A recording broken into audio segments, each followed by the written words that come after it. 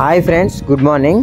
మనం ఈరోజు వచ్చేసి యాదగిరిగుట్ట ప్లేస్కి వెళ్తున్నాం. భువనగిరి నుంచి అలా వెళ్ళిపోయి మనము యాదగిరిగుట్ట లొకేషన్స్, అక్కడ ఉండే టెంపుల్లు కానీ మంచి మంచి లొకేషన్లు కానీ మొత్తం క్లియర్గా చూపిస్తాను అనమాట. బాగుంటుంది లొకేషన్ అయితే. ఒకసారి వెళ్దాం రండి. హైదరాబాద్ కూకట్పల్లి నుంచి స్టార్ట్ అయ్యాము. ఇక్కడ ఉప్పల్ నుంచి లెఫ్ట్ తీసుకున్నాము. వరంగల్ హైవే నుంచి వెళ్ళిపోతున్నాము. మార్నింగ్ 11 o'clock స్టార్ట్ అయ్యాము. ఇక్కడికి బస్సులో వెళ్ళొచ్చు, కార్లో వెళ్ళొచ్చు, బైక్ పై వెళ్ళొచ్చు, నడుచుకుంటూ కూడా వెళ్ళొచ్చు. కాకపోతే కొంచెం టైం పడుతుంది అంతే. ఇక్కడ ఒక దారిలో ఒక టెంపుల్ కనిపించింది, అక్కడ ఆగాము. అదే భువనగిరి శ్రీ శ్రీ రేణుకా ఎల్లమ్మ టెంపుల్. ఇక్కడ బొట్టు పెట్టుకొని కొబ్బరికాయ కొట్టుకొని గంట కొట్టి బయలుదేరాం. భువనగిరి గుట్ట ఎంత పెద్దగా ఉంది చూడండి. కాకపోతే మనకు టైం లేదు.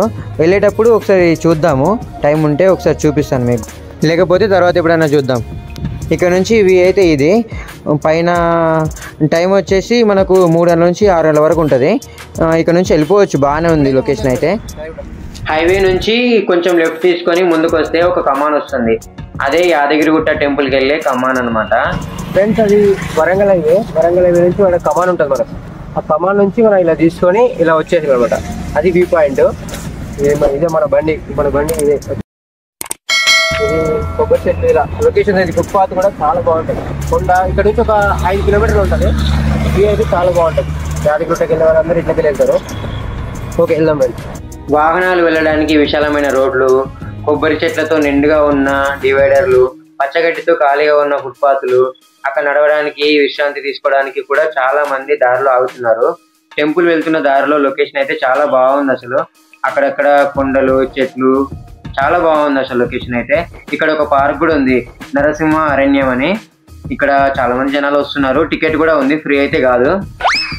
ఏదైనా టెంపుల్కి వెళ్ళినప్పుడు ఏదో తెలియని ప్రశాంతత, ఏదో ఎగ్జైట్మెంట్గా అనిపిస్తుంది కదా. అలాగే మీకు కూడా ఎవరికైనా అనిపిస్తే కింద కామెంట్ చేయండి. జట్కా బండి. ఆ బండిలో ఇక్కడ టెంపుల్ వరకు రావచ్చు. మేము మామూలుగా లెఫ్ట్లో వెళ్ళాము కొండపైకి వెళ్ళడానికి. వెళ్ళిన తర్వాత తెలిసింది ఏంటంటే అక్కడ నుంచి వెళ్ళలేమని. అక్కడ ఒక పోలీస్ సారు ఇక్కడ నుండి వెళ్ళిపోండి, లేదు తీసేశారు అని చెప్పారు.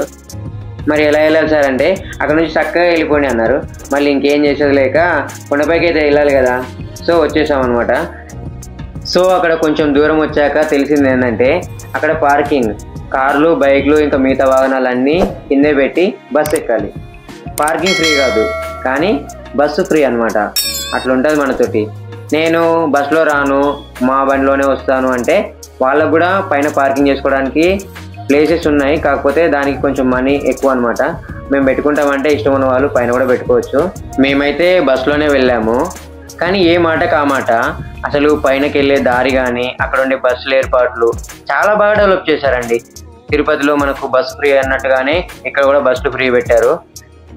మీరు బస్సులో పైకి వెళ్తున్నప్పుడు కింది చూస్తే wow, so beautiful, so elevated, just looking like a wow అంటారు.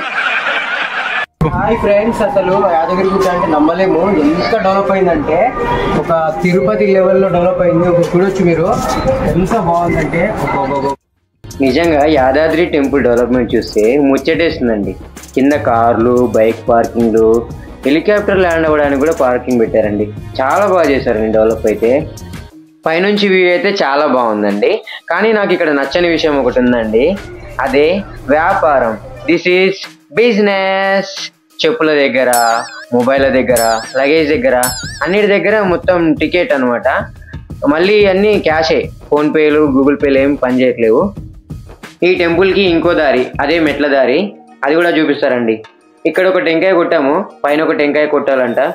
తీసుకొని దారిలో కింద కొట్టిన మిగిలిన కొబ్బరికాయ ముక్క కోతికి పెట్టాము, అది తీసుకొని తినింది. ఇక్కడ నుంచి పైకి వెళ్ళడానికి మెట్లు 400 మెట్లు ఉన్నాయి. మేము ఇక్కడ బొట్టు పెట్టుకొని బయలుదేరిపోయాం. హాయ్ ఫ్రెండ్స్, ఈ యొక్క ఆలయ చరిత్ర గురించి మాట్లాడుకున్నట్లయితే మనకు స్కంద పురాణంలో ఋషశృంగ మహర్షి కొడుకు యోధుడు ఇక్కడ శ్రీ లక్ష్మీనరసింహస్వామి కోసం తపస్సు చేశాడు. అతని తపస్సుని మెచ్చి నరసింహస్వామి 5 రూపాల్లో ప్రత్యక్షమయ్యాడు. అదే జ్వాల నరసింహ, గండబీరుడ నరసింహ, యోగనంద నరసింహ, ఉగ్ర నరసింహ మరియు లక్ష్మీ నరసింహ. ఈ రూపాలలో కొండపై ఉండాలని యోధుడు నరసింహస్వామిని వేడుకున్నాడు. ఈ కారణంగా 5 రూపాలలో ఉన్న నరసింహస్వామి దేవుణ్ణి మనం దర్శించుకోవడం జరుగుతుంది.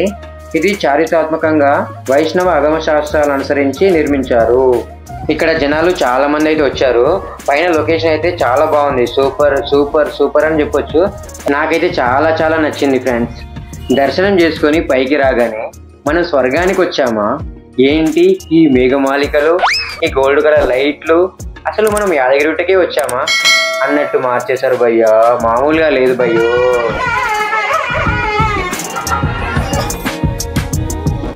మేము కొండపైకి 3:30కి వచ్చాము. లంచ్ తినకుండా 4:30కి దర్శనం స్టార్ట్ చేసాము. దర్శనం అవ్వడానికి 7 అయ్యింది. బయట వచ్చాక ఇదంతా చూసాక వర్తు చూశాను వర్మ, నా కళ్ళతో చూశాను వర్మ, ఇంత దగ్గర నుంచి చూశాను వర్మ అనేలా ఉంది. అసలు చాలా అంటే చాలా బాగుంది.